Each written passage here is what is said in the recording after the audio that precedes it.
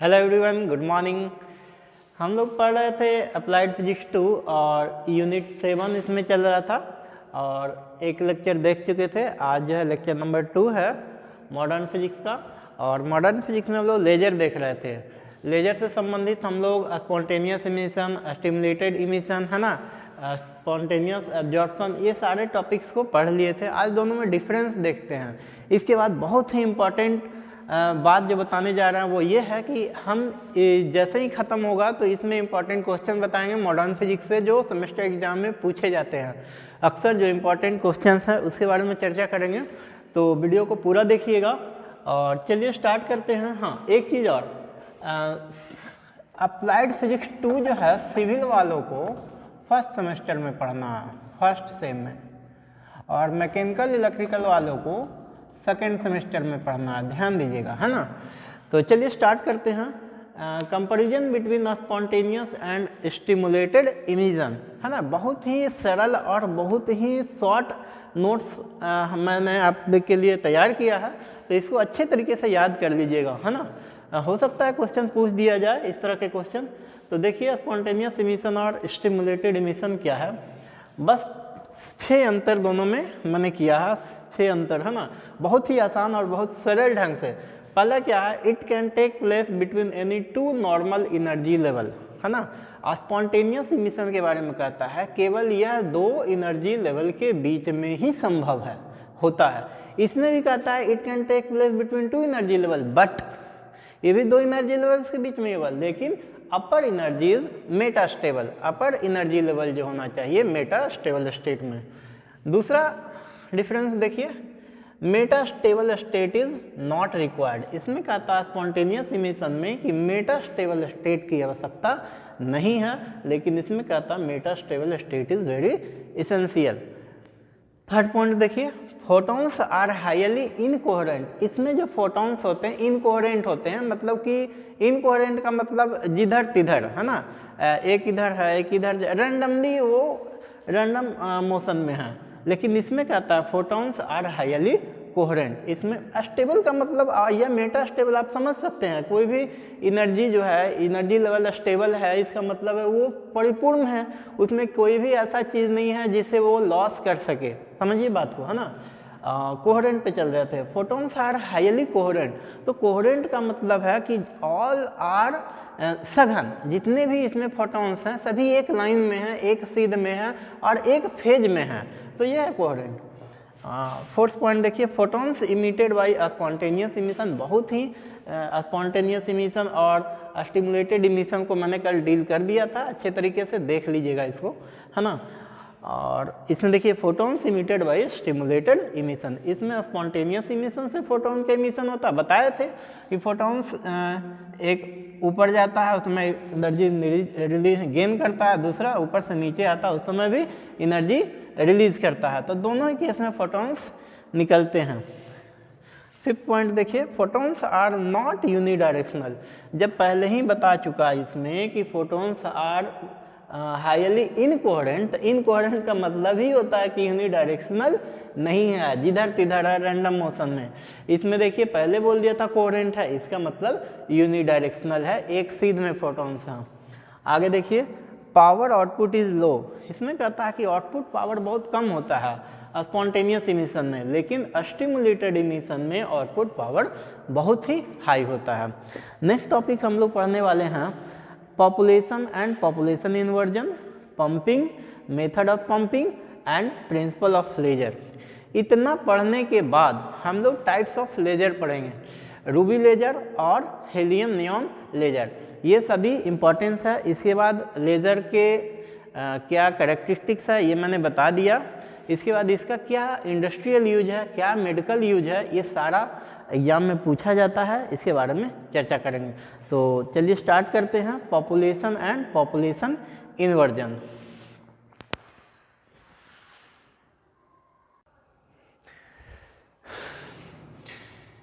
चलिए नेक्स्ट आगे हम लोग देखते हैं पॉपुलेशन एंड पॉपुलेशन इन्वर्जन। अभी हम लोग इसके पहले पढ़े थे स्पॉन्टेनियस इमिशन और स्टिमुलेटेड इमिशन में डिफरेंस क्या है। और पॉपुलेशन और पॉपुलेशन इन्वर्जन को आगे हम लोग देखते हैं। तो ये सारे मैकेनिज्म्स यूज होते हैं लेजर को समझने के लिए। और देखिए पॉपुलेशन इन्वर्जन क्या है। तो कहता है कि चूँकि हम लोग शुरू से पढ़ते आ रहे हैं एनर्जी लेवल्स, तो एनर्जी लेवल से ही संबंधित है पॉपुलेशन इन्वर्जन। और इसमें सिंपल ये है कि एनर्जी दो एनर्जी लेवल्स है E1 और E2, और किस में अधिक एटम है और किस में कम एटम है उसी के अनुसार हम पॉपुलेशन इन्वर्जन को डिफाइन करते हैं। और निश्चित है कि दो लेवल्स है, तो पॉपुलेशन जिसमें अधिक होगा एटम्स का उसमें ज़्यादा एटम्स होंगे पॉपुलेशन इन्वर्जन को। चलिए देखते हैं। The number of active atoms assign to energy state is called population of that state, है ना। क्या कहा समझिए, the number of active atoms, जो एक्टिव परमाणुओं की संख्या है, असाइन टू एनर्जी स्टेट, जो एनर्जी स्टेट को असाइन करता है उसको हम लोग पॉपुलेशन ऑफ दैट स्टेट कहते हैं, उस अवस्था का पॉपुलेशन कहते हैं। जैसे अगर पॉपुलेशन की बात करी जाए तो पॉपुलेशन इंडिया का है ना, तो इंडिया का पॉपुलेशन क्या है, श्रीलंका से ज़्यादा है, चाइना से ज़्यादा है, तो कह सकते हैं कि India is populated country with respect to Pakistan and Sri Lanka, है ना। तो यहाँ भी वही चीज़ है कि E2 स्टेट जो होगा इसमें ज़्यादा एटम्स होंगे, इसमें ज़्यादा पॉपुलेशन होंगे E1 स्टेट के रिस्पेक्ट में। तो यहाँ पे हम लोग इसको इस तरह से समझते हैं। Suppose N1 and N2 are population, मान लिया कि N1 N2 पॉपुलेशन है किसका, एनर्जी स्टेट E1 और E2 लेवल का। Population inversion is the state of A system, कहता है कि सिस्टम का वह अवस्था, पॉपुलेशन इन्वर्जन जो है सिस्टम का वह अवस्था एट विच, जिस पर population of a particular higher energy state is more, जो भी हायर एनर्जी स्टेट में होगा उसका पॉपुलेशन अधिक होगा किसके रिस्पेक्ट में, than a specified lower energy state. तो निश्चित है कि E2 जो हम लोग पढ़ रहे थे, E2 एनर्जी लेवल, ये हायर एनर्जी स्टेट और ये E1 लोअर एनर्जी स्टेट, तो निश्चित है कि इसका पॉपुलेशन अधिक होगा, इसमें एटम्स की संख्या ज़्यादा होगी। तो ये ग्राफ से दिखाया गया है। इसमें देखिए N1 जो है पॉपुलेशन E1 एनर्जी स्टेट का है और N2 population E2 energy state का है। आगे समझिए, when the material is in the thermal equilibrium, जब कहता है पदार्थ थर्मल इक्विलिब्रियम में होता है कंडीशन में, the population ratio is given by the distribution the, तो ये पॉपुलेशन रेशियो को इस तरह से दिखाया जाता है। इसको याद कर लीजिएगा, N2 divided N1 is equal to exponential पे power -E2 - E1 by KT। हाँ बाई KT है, इसको लिख लीजिएगा बाई KT। तो ये है पॉपुलेशन का रेशियो दोनों एनर्जी लेवल्स का, N2 बाई N1, क्योंकि N2 क्या था, population of second energy level E2 and N1 is the population of energy level E1। देखिए ये E1 है, E1 का पॉपुलेशन N1 और E2 एनर्जी लेवल का पॉपुलेशन N2। इस तरह से यहाँ भी देख लीजिए N2 है, तो N2 किसका पॉपुलेशन है, E2 एनर्जी लेवल का, और N1 किसका पॉपुलेशन है, तो E1 एनर्जी लेवल का, है ना। The condition in which, next point देखते हैं, condition in which the number of atoms is lower level N1 is greater, है ना। वह अवस्था, वह कंडीशन जिसमें लोअर लेवल N1 का जो पॉपुलेशन है ग्रेटर हो than that of the atom in excited state N2 is called normal condition और थर्मल इक्विलिब्रियम। अगर N1 ज़्यादा है, N1 का पॉपुलेशन यानी कि एनर्जी लेवल E1 का पॉपुलेशन अधिक है किसके रिस्पेक्ट में, excited state, excited state energy state E2 को ही एक्साइटेड स्टेट कहते हैं, N2 इज कॉल्ड नॉर्मल, तो उस कंडीशन को हम लोग नॉर्मल कंडीशन कहते हैं या थर्मल इक्विलिब्रियम। फिर से समझिए थर्मल इक्विलिब्रियम क्या है, अगर E1 एनर्जी स्टेट का एटम अधिक है, that means population of E1 energy level is greater than population of E2 energy level N2, in this is the condition of normal condition और थर्मल इक्विलिब्रियम कंडीशन। तो आगे और देखते हैं population inversion में 2-4 पॉइंट्स और है, इसके बाद हम लोग पंपिंग चलेंगे, है ना। चलिए नेक्स्ट आगे देखते हैं, पॉपुलेशन इन्वर्जन हम लोग देख रहे थे और इसमें आगे पॉइंट देखते हैं, है ना। तो क्या बताया था कि अगर N1 एनर्जी पॉपुलेशन जो है E1 एनर्जी स्टेट का ग्रेटर है N2 से, तो उसको हम लोग थर्मल इक्विलिब्रियम स्टेट बोले थे, है ना। Thus under thermal equilibrium N1 much greater than N2, double greater sign का मतलब होता है मच ग्रेटर, है ना। The graph between E and N using Maxwell Boltzmann distribution equation, है ना। तो वो जो इक्वेशन दिखाया था इसके पहले और ग्राफ था, तो वो इक्वेशन था मैक्सवेल बोल्ट्जमैन डिस्ट्रीब्यूशन इक्वेशन। आगे देखिए, the concentration of lower energy level is higher than that of the excited energy level. इस कंडीशन में क्या कह रहा है कि लोअर एनर्जी लेवल, है ना, लोअर कौन था, E1 यानी ये वाला, है ना, इसका कंसंट्रेशन कह रहा हाइयर है, किससे, एक्साइटेड स्टेट यानी E2 से। निश्चित है कि N1 ग्रेटर N2 है, तो इसका कंसंट्रेशन ज़्यादा है E1 का E2 से, है ना। तो कह रहा फॉर प्रोड्यूसिंग इमिशन, अब इमिशन चूंकि प्रोड्यूस करना है, for higher energy level the population of higher level must be a possible, तो उसका पॉपुलेशन ज़्यादा होना चाहिए हायर लेवल का। अब उसको करने के लिए देखिए क्या करना पड़ता है, कहता है इमिशन करने के लिए E2 एनर्जी लेवल का पॉपुलेशन अधिक होना चाहिए। अभी किसका, थर्मल इक्विलिब्रियम में N1 का ज़्यादा, और पॉपुलेशन होने के लिए N2 का ज़्यादा होना चाहिए। तो कहता है for producing emission from higher energy level the population of higher level must be as possible. If the number of atoms of higher energy level is more than that of the lower energy level, then it is known as population inversion. तो कहता है कि वह condition जब higher energy level का population ज़्यादा हो जाएगा लोअर एनर्जी लेवल से, इसी पर कंडीशन को, इसी स्थिति को पॉपुलेशन इन्वर्जन के नाम से जानते हैं। जिस विद्यार्थी को नहीं समझ में आ रहा, अगर ये लाइन भी अच्छे से समझ लेते हैं, पॉपुलेशन इन्वर्जन यही है। देखिए फिर से बता रहे हैं, E2 एनर्जी लेवल का पॉपुलेशन ज़्यादा है E1 एनर्जी लेवल से, इस कंडीशन को पॉपुलेशन इन्वर्जन कहते हैं। फिर से देखिए, for producing emission from higher energy level the population of high energy level must be as possible, संभव होना चाहिए। If the number of atoms of higher energy level is more than that of the lower energy level, then it is known as population inversion.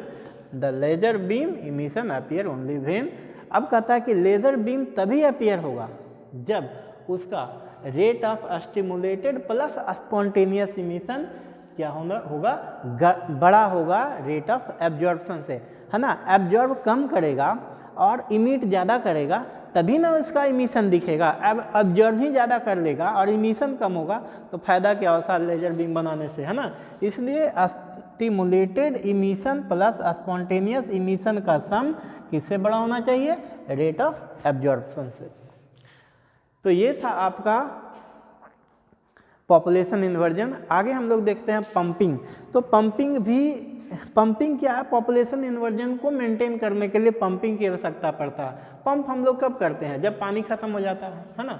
Pumping सीधे हम लोग pump set कब लगाते हैं, टंकी में पानी भरने के लिए एनर्जी देते हैं मोटर में, और मोटर से हमारा पानी टंकी में फिल होता है। तो टंकी में जब पानी खत्म होता है तभी ना हम पंप चलाते हैं। बस यहाँ भी वही चीज़ है, पंपिंग का मतलब समझिए।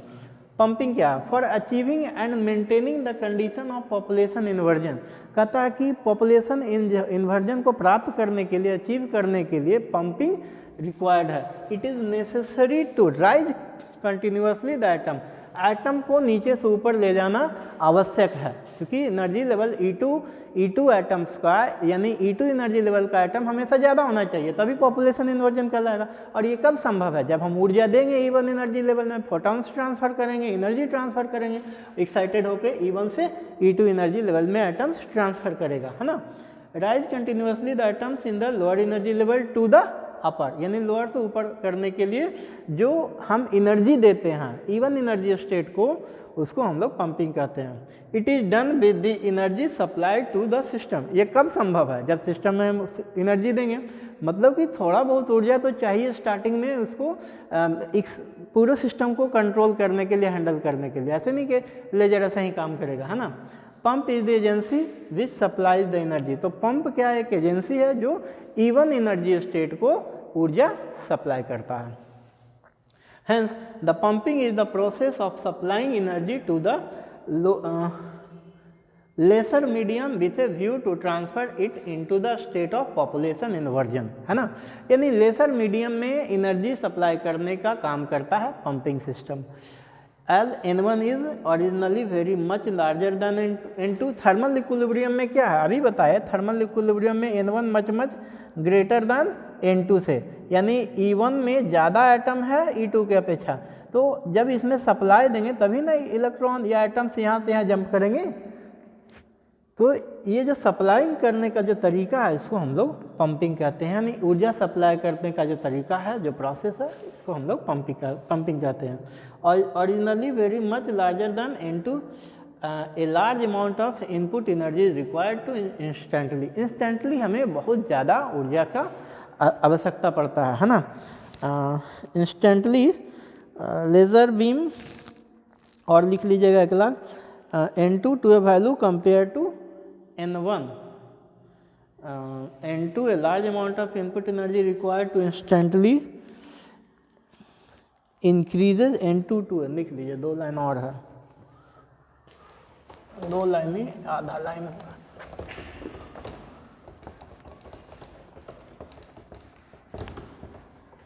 हाँ, required to instantly increase N2, to instantly increase N2 to a value compared to N1, to a value equal to N1। चलिए, ये था पंपिंग, और इसके पहले हमने देखा पॉपुलेशन इन्वर्जन। आगे हम लोग पढ़ते हैं मेथड ऑफ पंपिंग, यानी पंपिंग क्या है ये तो पता चल गया। पंपिंग क्या है, एनर्जी ट्रांसफ़र करते हैं, एनर्जी देते हैं इवन एनर्जी लेवल वाले एटम्स को, ताकि वो एटम एक्साइटेड स्टेट में चला जाए, यानी E2 एनर्जी लेवल में चला जाए, है ना। तो इस प्रक्रिया को पंपिंग कहते हैं। अब पंपिंग कितने प्रकार का होता है इसको आगे देखते हैं।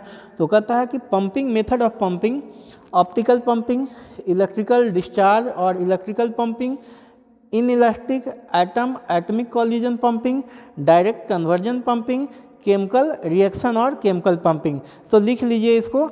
इसके बाद हम लोग पढ़ेंगे आगे प्रिंसिपल ऑफ लेजर, है ना। पंपिंग सिलेबस में दिया है तो इसको लिख लीजिए, टाइप्स ऑफ पंपिंग। इसमें डिटेल नहीं जाएंगे क्योंकि उतना ज़्यादा इम्पोर्टेंट है नहीं, बस पंपिंग जान गए, मेथड जान जाइए। देखिए method of pumping, method of pumping. तो पहला मेथड है आपका optical pumping, optical pumping. Second है आपका इलेक्ट्रिकल डिस्चार्ज और इलेक्ट्रिकल पंपिंग, इलेक्ट्रिकल चार्ज और इलेक्ट्रिकल पंपिंग। थर्ड है आपका in elastic atom collision, in elastic atom collision. और फोर्थ नंबर आपका direct conversion, direct conversion. Fifth है आपका, पांचवा मेथड है केमिकल रिएक्शंस और केमिकल पंपिंग, केमिकल रिएक्शंस और केमिकल पंपिंग। तो पंपिंग सिस्टम जान गया है क्या है, एनर्जी सप्लाई करने का तरीका है, ऊर्जा देने का। किसको ऊर्जा देते हैं, तो E1 एनर्जी स्टेट को, है ना। किस लिए, ताकि N1 एटम, N1 में जो पॉपुलेशन है E1 एनर्जी स्टेट में, वो N2 में चला जाए, है ना।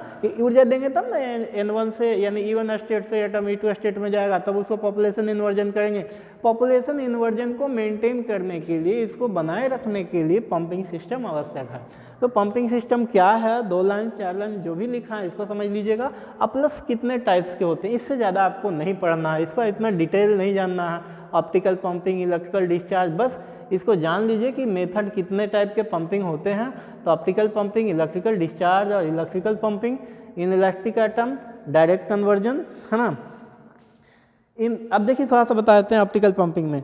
कहता है in optical pumping light source is use to supply luminous energy. Simple है कि ऑप्टिकल पंपिंग में लाइट सोर्स का यूज किया जाता है ना, एनर्जी देने के लिए। इलेक्ट्रिकल डिस्चार्ज में क्या किया जाएगा, तो देखिए इन this method pumping direct electron excitation occur through electrical discharge किया जाता है ना। इन इलेक्ट्रिक एटम कोलिजन में एटम्स को ट्रांसफर किया जाएगा, है ना। In this method pumping electrical discharge provide the initial excitation which rise one type of atom to their excited state। इसमें एटम को क्या किया जाता है कि राइज कर दिया जाता है ऊर्जा दे करके, ताकि वो दूसरे एटम को भी और एक्साइटेड कर दे। डायरेक्ट कन्वर्जन में क्या है, in this method of pumping the electrons recombine with holes producing laser light. तो इसी तरह से पंपिंग मेथड, इसको एक्सप्लेन उतना मत कीजिए, है ना। मेथड ऑफ पंपिंग नाम याद रखिए और पंपिंग क्या है। आगे हम लोग पढ़ते हैं प्रिंसिपल ऑफ लेज़र, और प्रिंसिपल ऑफ लेज़र के बाद बहुत ही इंपॉर्टेंट पॉइंट अब हम लोग बढ़ रहे हैं। प्रिंसिपल ऑफ लेज़र के बाद हम लोग पढ़ेंगे टाइप्स ऑफ लेज़र, जो कि वेरी इंपॉर्टेंट है।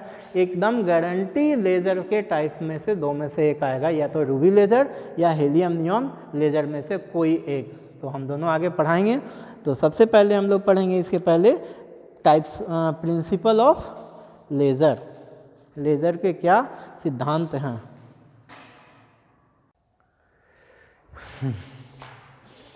चलिए आगे देखते हैं प्रिंसिपल ऑफ लेज़र, है ना। प्रिंसिपल ऑफ लेज़र को समझते हैं अच्छे तरीके से। आप लोग पढ़ रहे हैं ना कि नहीं पढ़ रहे हैं, ये सब तेरी झलक में लगे हुए हैं, हाँ पढ़ रहे हैं ना। देख रहे हैं आजकल चला हुआ है ट्रेंड, एगो हीरो है एक बार इनमें चलता है एक बार इनमें चलता है, हो गया, वाह क्या तरीका, तो ट्रेंडिंग है। चलिए देखिए प्रिंसिपल ऑफ लेज़र क्या है। Laser are devices that work on the principle of amplification by stimulated emission. हम लोग पहले पढ़ चुके हैं स्टिमुलेटेड इमिशन और एब्जॉर्प्शन, है ना। तो लेज़र का जो प्रिंसिपल है इमिशन, स्टिमुलेटेड इमिशन पे वर्क करता है। क्योंकि जब एक्साइटेड एटम्स लोअर एनर्जी से अपर एनर्जी में जाता है तो ऊर्जा का रिलीज करता है, और जब हायर एनर्जी स्टेट से लोअर एनर्जी स्टेट में आता है उस समय भी ऊर्जा को वो रिलीज करता है। तो देखिए इसका, laser are devices that work on the principle of amplification by stimulated emission, है ना।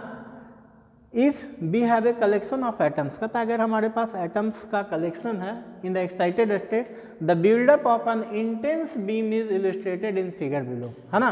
तो इस तरह से किस तरह से देखना बीम निकल रहा है, समझिए कितना कंसंट्रेशन, 4 यहाँ 4 यहाँ 4 यहाँ 4 यहाँ 8 16 बीम्स का किस तरह से फॉर्मेशन हुआ during spontaneous emission and absorption. पहले एब्जॉर्प्शन होगा फिर इमिट करेगा, एक्साइटेड स्टेट में एटम जाएगा, और एक्साइटेड स्टेट में एटम क्या अनस्टेबल है, तो अनस्टेबल की वजह से खुद लोअर एनर्जी स्टेट E2 में E1 में आएगा, ये E2 है ये E1 में आएगा। अब लोअर एनर्जी में आने के दरमियान डबल एनर्जी प्रोड्यूस करता है, देखिए यहाँ पे डबल एनर्जी, फिर वो दूसरे एटम को भी नॉकआउट करता है। दूसरे एटम जब यहाँ E2 एनर्जी स्टेट से E1 में आता है फिर वो डबल एनर्जी क्रिएट करता है। इस तरह से प्रत्येक एक एनर्जी जो है, एक एटम जो है रिलीज होता है E2 एनर्जी स्टेट से E1 एनर्जी स्टेट में, और आने के बाद double photons of energy release करता है, और यही डबल होकर के इस तरह से कंसंट्रेटेड बीम निकलता है, जो कि हाईली मोनोक्रोमेटिक और कंसंट्रेटेड होता है ना, कोहेरेंट होता है। तो ये है आपका laser beam. If we have a collection of atoms in the excited state, the buildup of an intense beam is illustrated in figure below. Each stage a photon interact with an excited atom. प्रत्येक stage में photons excited atoms के interact में आता है। Excited atom ये E2 state में होता है ना, interact with excited atom and produces 2 photon. तो इस जो ये जो प्रोसेस है ना, ये जो प्रोसेस है इसको कंट्रोल करना थोड़ा सा मुश्किल होता है, लेकिन फिर भी इसको कंट्रोल किया जाता है, और कंट्रोल करके ही लेज़र बीम को प्रोड्यूस किया जाता है। अब जो कि हाईली मोनोक्रोमेटिक, कोहेरेंट और यूनिडायरेक्शनल होते हैं, जो एक ही दिशा में काफ़ी तीखे और पतले डायमेंशन में ट्रेवल करते हैं। देखिए ध्यान दीजिएगा, ये फिगर का नाम है, है ना। ये फिगर नीचे जगह नहीं था इसलिए फिगर का नाम, कोई भी देखिए फिगर बनाते हैं तो उसका नाम देना जरूरी है, क्योंकि फिगर है तो किस चीज़ का, अगर नाम नहीं देंगे तो पता कैसे चलेगा। तो फिगर का नाम है buildup of an atom intense beam in a laser.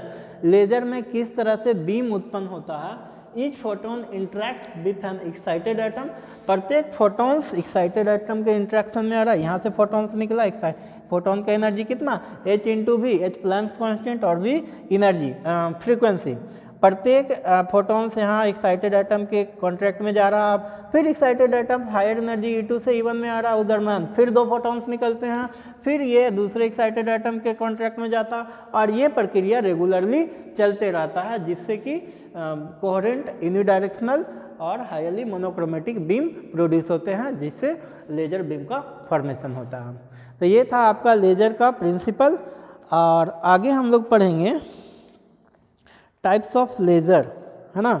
Types of laser इसको हम देखते हैं नेक्स्ट वीडियो के माध्यम से। और जितना भी पढ़ाए हैं सभी का नोट्स बना लीजिएगा और अच्छे तरीके से इसको समझ लीजिएगा। एक बार नहीं 2 बार वीडियो को देखिएगा, है ना, लेकिन अच्छे तरीके से समझ के जाइएगा। ठीक है, मिलते हैं नए वीडियो में नए जानकारी के साथ। तब तक के लिए धन्यवाद।